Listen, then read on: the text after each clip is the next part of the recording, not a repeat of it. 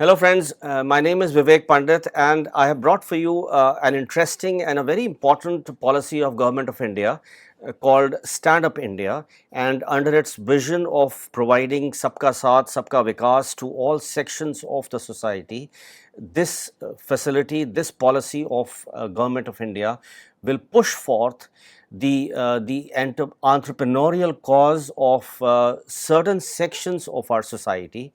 So let us see which specific targets the Government of India has made, and this scheme is available for which section of the society. So all entrepreneurs who are women, who belong to the category of scheduled caste and scheduled tribe, are eligible for this policy, for this loan, for this policy that the Government of India has brought forth, Stand Up India. So you are the target group, all the female entrepreneurs and all the ST, SC category individuals are eligible for this plan, that fantastic plan that we are going to talk about today.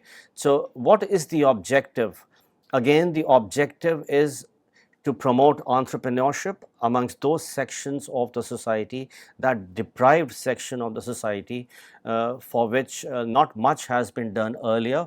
And here we are, the Government of India, through this Stand Up India, they are promoting entrepreneurship specifically for women entrepreneurs and scheduled caste and scheduled tribe category individuals.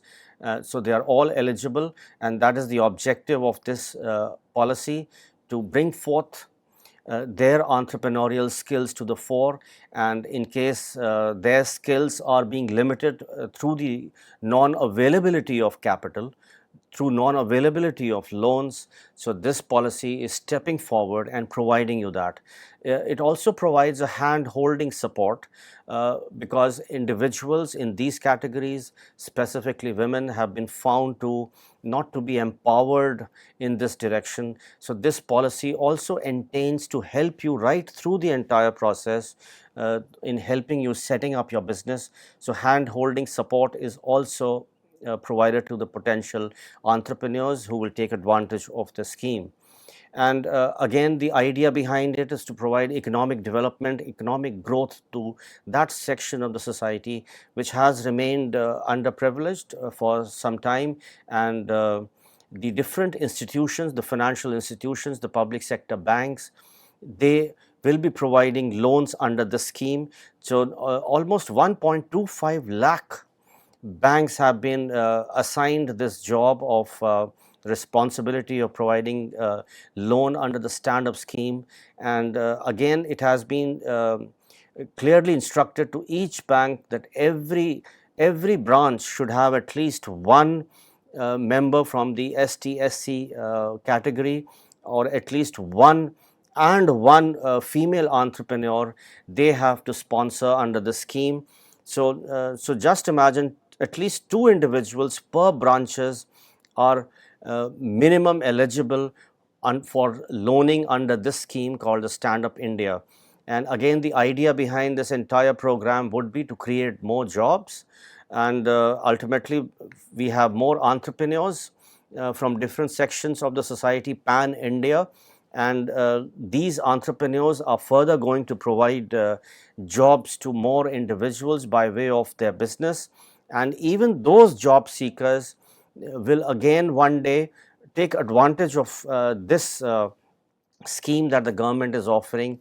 And so even the job seekers will now become job creators and job providers. So that is the objective of the entire scheme.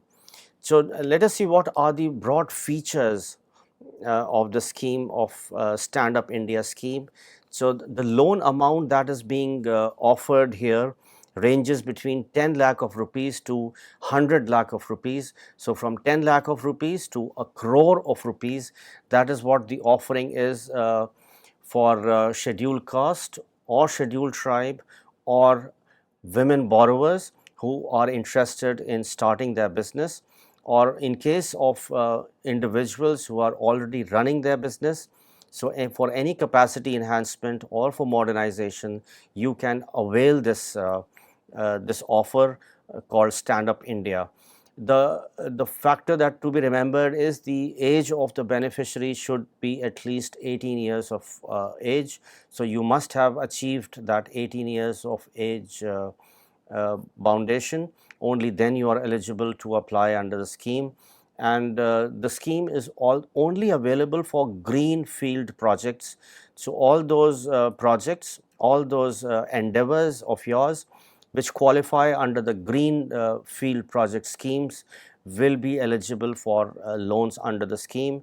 And but you could be engaged either in the manufacturing sector, you could be providing a service, or you could be simply associated as a trader. So all of these categories would make you eligible for loans under the scheme. So let us further see what are the detailed features of the scheme. So as I just mentioned, the loan amount varies between 10 lakh of rupees to a crore of rupees. That is the limit to which you can apply for loans, and the rates are very minimal. The rates would be calculated on the basis of MCLR, that is the lending rate, the minimum cost of lending rate, plus 3% would be charged. That is all that is being charged for the loan amount that you will be availing for. And so minimum of interest rates would be charged. And so besides the primary security that you would be required to offer, the loan may be secured by collateral security or a guarantee of credit guarantee fund scheme for Stand-up India. So that is the nodal agency, the National Credit Guarantee Trustee Company, or as is decided by different banks whom you would approach for getting loans under the scheme. And the term which is available, the period for which you can avail this loan is 7 years. So you can avail the loan for 7 years, and there is a moratorium offer as well. Moratorium is that period of the loan period whereby there is no pressure on your business, on you to repay back the loan. So that moratorium period is 18 months. So 1.5 years, there's a complete holiday that your business enjoys even after you have taken the loan. So for full 18 months, there is no pressure on your business. And of course, after that, the EMIs, the return of the loan process will begin. So maximum period for which you can avail the loan is 7 years, and the maximum loan amount is a crore of rupees. Let us see what are the other features. So this scheme, under this scheme, only 75% of your project will be financed. You have to remember this. But there is still more provision, because there are certain other policies which the Government of India offers. So you can see for yourself in case there are certain other policies like the Mudra Yojana. In case you fall under that, in case you are eligible to avail of loan in that capacity, you can further finance your project. But under this project, under the Stand-up India, only 75% of your project will be financed by way of loans. And there's also a requirement that your contribution towards the entire project has to be 10%. So minimum of 10% is the margin money that you will be required to deposit, to submit to the banks before you can actually avail of the loan. And only 75% will be financed under this scheme, and the remaining 15% which you have calculated can be, if possible, you are eligible for other governmental, either state government or the central government schemes. In case you are eligible, then you can avail or cover up that 15%. Otherwise, the breakup would be 75% from the Stand-up India loan, and the remaining 25% in case you are unable to avail of other facilities, or you're not eligible for other facilities. So while such schemes can be drawn upon for availing admissible subsidies or for meeting margin money requirements, in all the cases the borrower shall be required to bring in minimum of 10% of the project cost as own contribution. So those were the exact wordings which are there in the scheme that you will be required to follow for availing loans under the Stand-up India scheme. So let us see what is the mechanism. So right on your screen is the website, the www.standupmitra.in.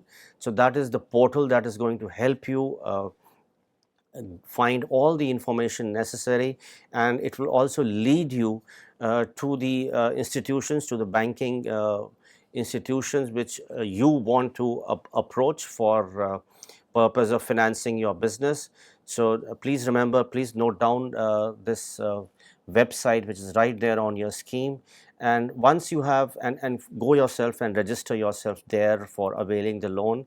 And once you have registered yourself as a borrower, and there'll be certain questions that you require to answer there. So once you have answered all those questions, you will be classified either as a trainee borrower or a ready borrower. So as the name suggests, in case you fulfill all the criterias asked for in the questions at the website, you will be qualifying as you absolutely ready to be become a borrower. In case there are certain misgivings, or in case certain things are not clear about you, or where the institution feels that certain things, more information is required from you, you will be categorized under the trainee borrower. So nothing to fear there.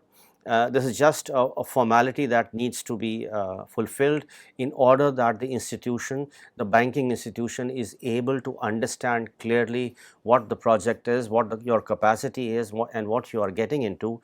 And in case you are qualified as a trainee borrower, the institution will further help you in reaching you to become a ready borrower. So whatever shortcomings that exist in your project or possibly in your approach, they all will be completed under the hand holding exercise, where your orientation or further information or further assistance will be provided under this scheme.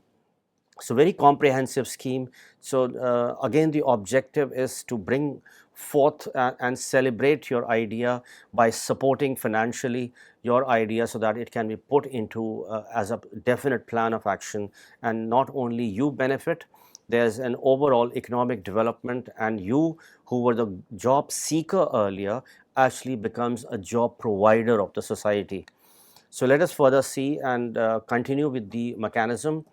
You can approach different public sector banks directly, or you can approach them through SIDBI's Stand-up India portal as well, or you can even go to the lead district manager for availing or for reaching the Stand-up India mechanism, the Stand-up India entire project. So then, of course, what are the other features that are required under the scheme? You will be required to furnish certain documents, and since you are registered in that portal, your KYC number will be generated. So you will need to further provide more documents under the KYC document schemes, and they will be all uploaded under the same portal that we had discussed earlier. So borrower has the option of choosing the bank which is closest to him or her, and again, the option to choose 3 banks in order of preference is given. You can even choose 3 banks in that preferential order and go ahead with the loan application that will be required under the Stand-up India scheme. So loan may be sanctioned only if it conforms to the banking norms, of course, and of course you have to remember that whatever requirements you need to furnish, the documents that need to be furnished, you will be required to do that. So and of course the necessary verification will also be done, and certain visits, certain meetings will have to be arranged here. That is a normal process which goes about in understanding you and the kind of business that you intend starting. So all of that will be required to be followed under the scheme. So I hope this clearly helps you understand the magnanimity of the entire scheme. It's a big scheme. 10 lakh of rupees is the minimum sum that is guaranteed under the loan, and the maximum sum goes up right up to 1 crore of rupees. And so what dreams were not possible earlier, here it is, Stand Up India there for you, and trying to provide that benefit. All those women entrepreneurs, all those ST, SC entrepreneurs, come forward and avail this fantastic offer from the Government of India called Stand Up India. I salute your endeavor already, and I wish you all the best. Thank you for watching.